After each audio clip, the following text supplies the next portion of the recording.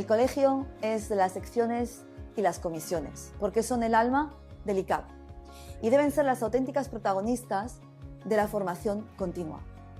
Para ello pondremos la Comisión de Normativa y el Institut I+D al servicio de las secciones. Nuestras secciones liderarán, a través de estas, el impulso de reformas legislativas, las comparecencias parlamentarias y la elaboración de informes consultivos. Las secciones tendrán acceso directo a la decana y a la Junta de Gobierno, como las comisiones, mediante reuniones periódicas. Estableceremos y asignaremos un presupuesto propio a las secciones para que también puedan incrementar la formación de alta calidad. Componentes de prestigios del área de la magistratura, del área de la universidad y también del área de la abogacía.